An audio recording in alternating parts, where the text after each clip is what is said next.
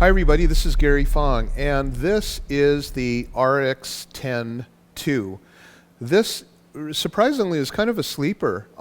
It came out around the same time as the RX100 IV, and the really big news was the A7R. But I was just spent 3 days with my friends at Sony Imaging and got to play with this one, and this guy was really a favorite of mine for many reasons. Let me tell you what the reasons are. This is a $1,300 camera and it has 20.2 megapixels. It also has a built-in Zeiss lens that is a 24 to 200 f2.8, which is kind of an engineering feat when you think about it, because how are they able to put so much lens into such a small thing? It has, I'll pull it out to telephoto so you can see as it pulls out. That is 200 millimeter fixed at f2.8. Now, you know, my 70 to 200 2.8 is quite a big, long piece of white glass, whereas this guy right here is small. And so you might wonder, well, how were they able to do such a technological marvel? And the way they were able to do that is simply because it is a 1-inch sensor, which is quite a bit smaller than even APS-C.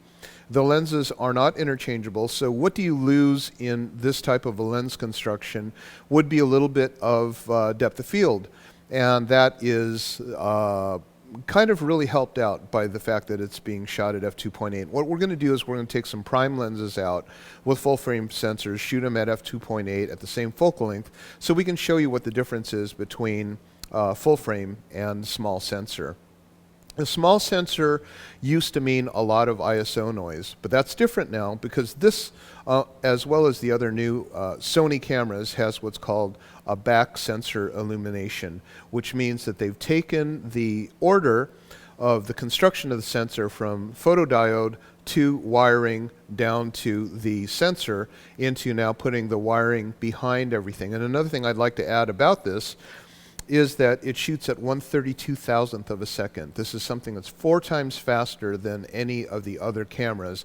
And the way they were able to do that is to use copper wiring behind the sensor, which clears out the data out of the sensor much, much faster than it used to. What you gain is a tiny, relatively tiny camera, and I'm going to show you a camera even smaller than that, which would be the RX100 IV, and the ability to have a 24 to 200 millimeter f2.8 lens all in one package, and with XLR sound input, smooth aperture dial, the ability to shoot very sophisticated 4K video in different XAVC-S packages, and you've got yourself quite a camera. All the other features that are really cool about the Sonys are of course here, like eye autofocus and things like that. So $1,300, this thing outperforms a whole lot of cameras and really would be my choice in